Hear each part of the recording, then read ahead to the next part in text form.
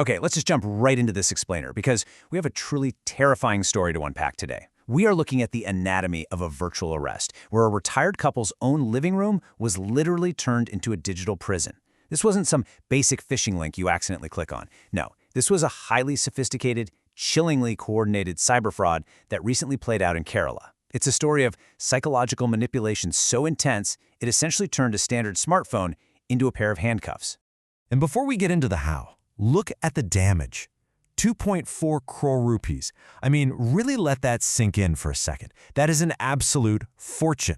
A lifetime of savings completely wiped out without this elderly couple ever stepping foot outside their front door. Over 24 million rupees just vanishing into thin air. You're probably wondering, how on earth does someone lose that kind of money just sitting on their couch? Well, it wasn't a physical break-in. The invasion happened straight through their screen. To grasp how this happened, we've got to understand the weapon of choice here, the virtual arrest. Basically, it's a cyber scam where fraudsters impersonate law enforcement, usually over simple WhatsApp video call, to threaten, monitor, and totally confine their victims digitally. It's like a giant, terrifying piece of theater where the victim is tricked into believing they're booked in a major criminal case, and they absolutely cannot leave the sight of their phone camera. So let's walk chronologically through exactly how this trap was set for one unsuspecting couple. Section 1. The Setup. Our story starts in Kanhangad, Kerala. The victims, a 69-year-old retired teacher and his 72-year-old wife, who was a retired government homeopathy doctor. They lived alone in a rented house, and here's the crucial thing we have to remember. These were highly educated professionals. We're talking about a teacher and a doctor, but they self-described as people who hardly use mobile phones. They were living a quiet, isolated life, which made them completely unprepared for the sophisticated illusions of the modern digital age. They were, tragically, the perfect marks. Now check out this timeline. We're talking about a grueling 11-day ordeal.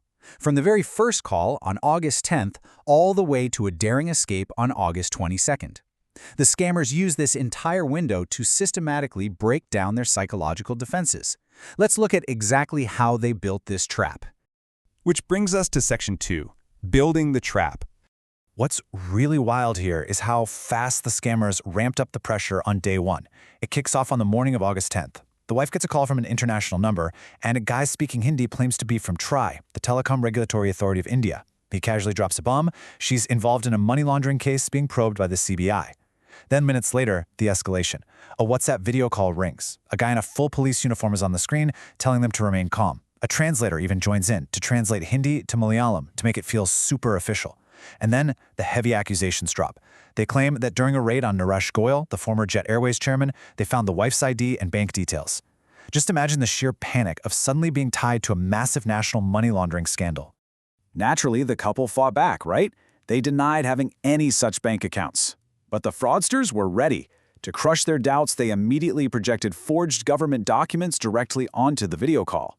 They flashed a fake ATM card. Sure, it was a little blurry, but still scary.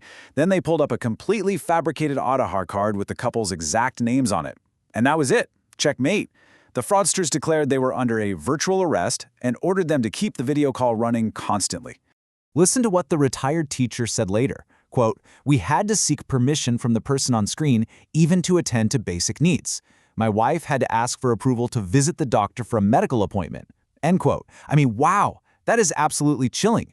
They were literally held hostage by their own smartphone camera, monitored 24/7 in their own living room. The exhaustion and the pure terror of thinking you're under the thumb of powerful authorities who can throw you in jail, that fatigue totally paved the way for the ultimate deception. Moving on to Section 3, the climax. On August 12th, the scammers pulled off an absolute masterclass in deception.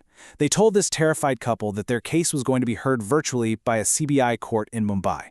And they didn't just say it, they staged the whole thing. The scammers set up a complete sensory illusion of a courtroom via video. There were people dressed as lawyers and someone dressed as a judge.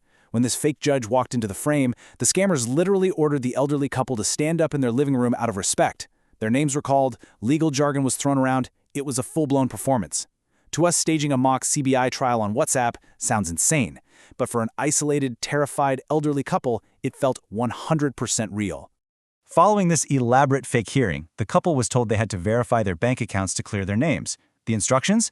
Transfer every penny of their savings into these so-called secure Supreme Court accounts. And so, between August 19th and 21st, believing they were obeying a judge, they transferred 2.4 crore rupees across 4 different transactions. As the husband later said, "This was our entire life savings. We didn't even buy a house, thinking the money would help with medical expenses in our old age. 2 lifetimes of hard work just completely wiped out with a few taps on a screen." This brings us to section 4, breaking the spell. It wasn't until the physical world finally collided with this digital nightmare that the illusion broke. Here's how it went down. A relative happened to stop by their house to visit. Now the husband is still sitting in front of the phone, right, playing along for their digital captors? But the wife manages to pull the relative into another room and secretly tells him what's going on. The relative instantly realizes it's a cyber fraud and tells them they need to contact the police immediately. But the phone is still watching, so the husband pulls off a really daring move. He pretends he just needs to go out to grab some medicine. Instead, he bolts to the bank manager and then straight to the police station. The scammers actually tried calling him while he was at the station, but the second they realized where he was, they hung up. The spell was finally broken. So, what was the fallout? The Kasaragod Cyber Police registered an FIR on August 22nd under the Bharatiya Nyaya Sanhita and the IT Act. And look, the police moved fast. They actually managed to freeze about 55 lakh rupees in the scammers' accounts, which is great, but it still means the vast majority of their life savings had already disappeared into the criminal network.